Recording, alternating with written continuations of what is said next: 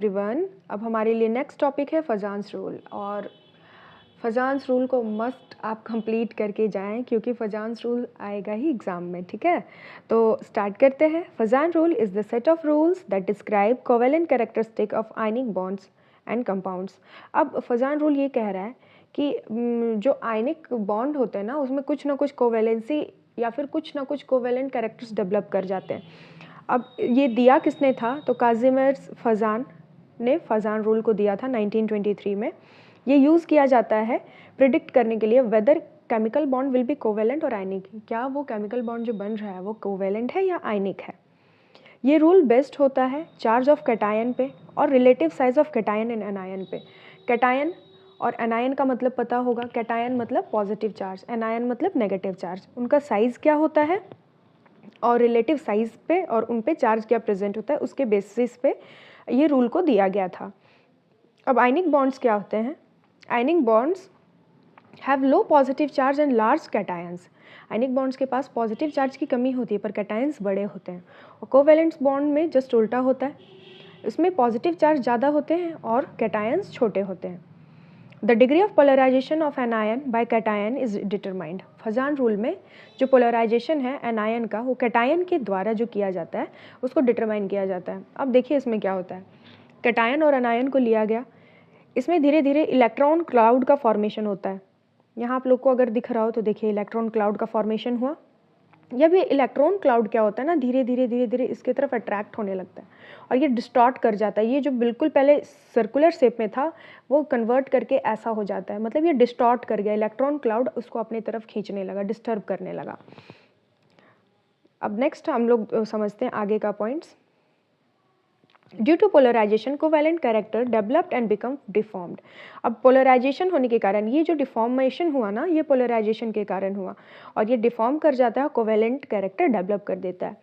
अब क्या है इसमें और भी points. Charge on cation and anion. अब सिग्निफिकेंस क्या है फजान रूल का, इसको भी आप पॉइंट वाइज लिख दे तो मार्क्स अच्छा मिल जाएगा। जैसे कि अब यहाँ पे हम लोग बात ही कर रहे हैं चार्ज का, तो क्या चार्ज होता है?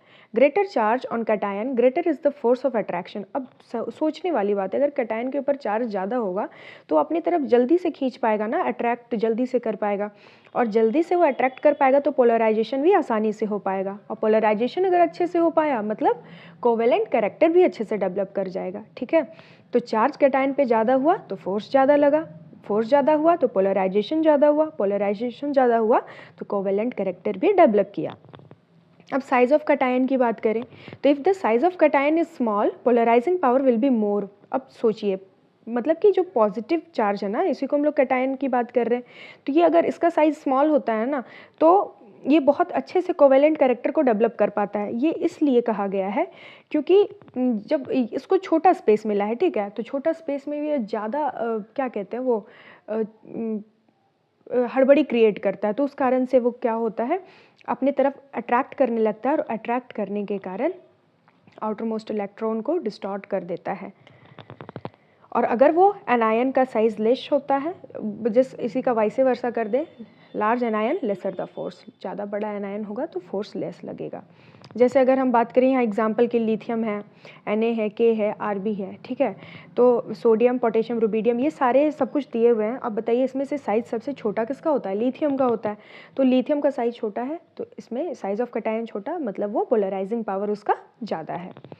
अब यहाँ बात किया गया है next pseudo noble gas configuration. Pseudo का मतलब हमें पता है फॉल्स, जो नोबल गैस की तरह एक्ट करते हैं उनके कॉन्फ़िगरेशन ये होते हैं NH2, NP6 एंड ND10। ठीक है, तो अब हम देखते हैं कि ये कॉन्फ़िगरेशन वाले जो गैसेस होते हैं उनमें कैसे ज़्यादा पोलराइजिंग पावर है।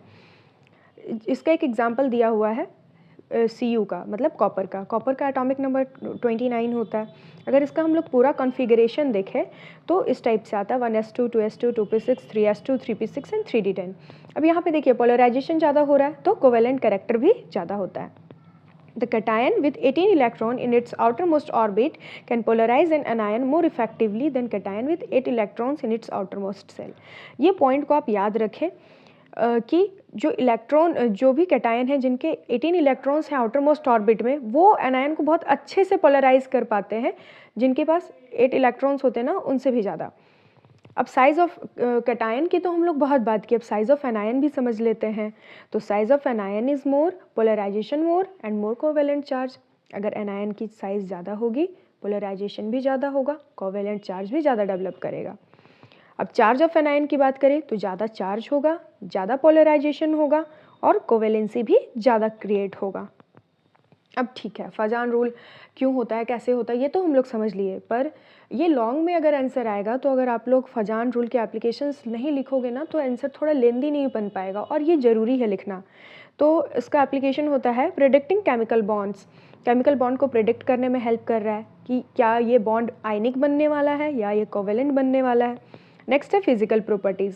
फिजिकल प्रॉपर्टीज़ को भी डिटरमाइन करता है, जैसे कि मेल्टिंग पॉइंट की बात करें, बॉइलिंग पॉइंट की बात करें, इलेक्ट्रिकल कंडक्टिविटी की बात करें, तो इन सारी चीज़ों को भी अफेक्ट करता है।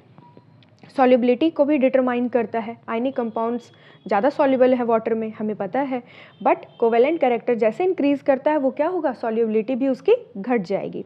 उसके बाद डायगोनल रिलेशनशिप को बताने में हेल्प करता है। अब इसके कुछ लिमिटेशंस भी हैं, 2 पॉइंट हैं लिमिटेशन में फजान्स रूल के, उसको भी समझ लेते हैं। ये क्वालिटेटिव लॉ है, इसको हम लोग मेज़र नहीं कर सकते कि कितना कैटायनिक डेवलप किया, कितना एनायनिक पावर डेवलप किया, it can't be measured. We can't determine the percent of covalent, कितना परसेंट कोवेलेंसी आया उसमें, ये भी हम डिटरमाइन करना पॉसिबल नहीं है हमारे लिए। और हम सिर्फ क्या कर सकते हैं, कंपेयर कर सकते हैं, बट एक्चुअल मेजरमेंट नहीं ला सकते हैं। सो ये था फजान्स रूल। अब नेक्स्ट टॉपिक में हम कंप्लीट करेंगे विस्पर थ्योरी, जो वो भी एक इम्पॉर्टेंट पार्ट है। तो आप लोग पढ़ते रहिए, ऑल द बेस्ट। और फर्दर सेमेस्टर 2, 3, 4 तक का भी हम सब कुछ कंप्लीट कर लेते हैं। जो इम्पॉर्टेंट क्वेश्चन है उसको कवर करते जाएंगे, ठीक है। Thank you so much.